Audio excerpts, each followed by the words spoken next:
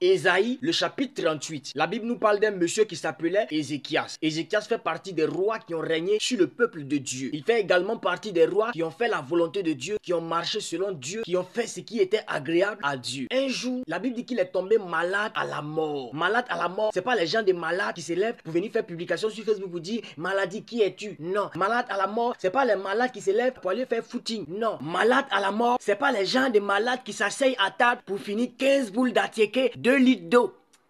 Quand la Bible te dit qu'il était malade à la mort, ça veut dire qu'entre lui et puis un mort, la seule différence c'était la respiration. Ça veut dire qu'entre lui et puis un mort, la seule différence c'est le battement de cœur. Le gars, il était semi-mort. Il te dit que ce sont les gens de malades. Quand toi-même tu t'en vas les voir, tu es assis, tu les regardes, toi-même tu dis dans ton cœur, mais Dieu, tu attends quoi pour les prendre? Il souffre trop. Il souffre. Il était malade à la mort. Donc Dieu a envoyé son serviteur Ésaïe vers lui pour aller lui dire ceci. Ézéchias, donne tes ordres à ta maison. Faut régler tout ce qui est héritage de tes enfants. Faut voir tout ce qui est affaire de succession, tout ça. Parce que mon gars, tu vas me rejoindre au paradis. Tu vas mourir. Ésaïe, comme c'était un messager, il s'est levé, il a pris la route. Il est allé chez Ézéchias.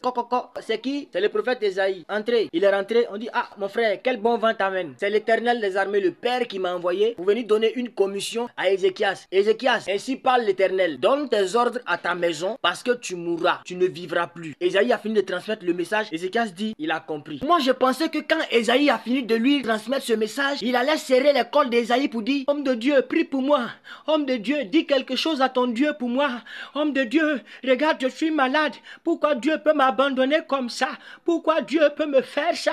Après tout ce que j'ai fait pour Dieu, après tout ce que j'ai fait sur ce royaume, homme de Dieu, prie pour moi. Vraiment, prie pour moi, c'est pas facile. J'ai trop dépensé dans les médicaments, j'ai fait. Moi, je pensais que c'est ce que Ézéchias allait faire. Ézéchias dit à Ésaïe, j'ai compris. Ésaïe est parti. Comme la Bible dit qu'il était malade à la mort, moi je pense, selon moi, qu'il était couché. Parce que quelqu'un peut pas être malade à la mort, puis il va s'asseoir pour croiser ses pieds. C'est impossible. Étant couché, il avait dit qu'il a tourné ses yeux comme ça contre le mur. Et puis il a adressé une prière à Dieu. Frère, une prière de 2 phrases. 2 phrases. 2 phrases. Il dit, ô Éternel, souviens-toi que j'ai marché devant ta face avec fidélité et intégrité de cœur. Et que j'ai fait tout ce qui était droit à tes yeux. Point. Le reste de la prière, ce sont ses yeux qui ont fait. La Bible dit qu'après ces 2 phrases, il a versé d'abondantes larmes. Il a pleuré. C'est dit qu'il a rassemblé toute cette force qui restait, toutes les forces de son âme qui restaient pour pleurer. Ésaïe qui sortait n'est même pas arrivé à la porte. Ésaïe n'est même pas arrivé dehors. Dieu a reçu un message en même temps, courrier spirituel. Cling là, quand il a ouvert le courrier comme ça, c'est Ézéchias. Dieu dit à Ésaïe,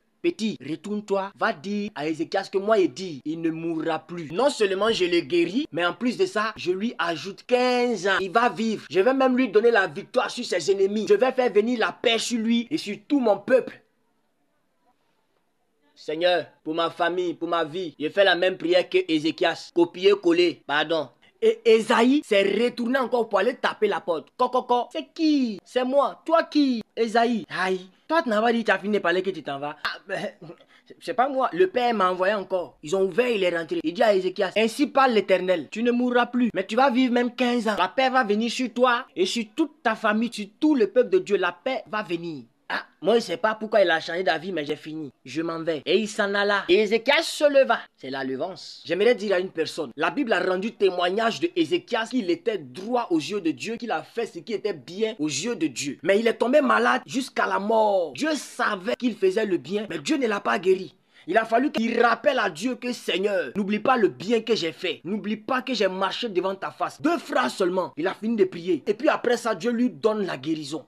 Frère, j'aimerais te dire, est-ce que dans ta vie, il y a des actions que tu as posées sur lesquelles tu peux t'appuyer aujourd'hui pour dire à Dieu que Seigneur, souviens-toi de ce que j'ai fait à temps, ou bien pour temps, ou bien dans tel lieu, et sauve-moi aujourd'hui. Donne-moi la guérison aujourd'hui. Donne la guérison à ma famille aujourd'hui. Est-ce qu'il y a de telles choses dans ta vie? Si oui, n'aie jamais peur de mentionner cela dans la prière. Aie le courage de rappeler. C'est vrai que c'est pas toi qui fais, c'est Dieu qui fait le bien en toi. Mais frère, dans tes prières, aie le courage de rappeler à Dieu le bien qu'il t'a utilisé pour faire. C'est ce que Ézéchias a fait. Dieu était obligé de le guérir. Dieu a dit dans sa parole, il dit, rappelle ma mémoire, plaidons ensemble, parle toi-même afin que tu sois justifié. C'est Dieu qui a dit.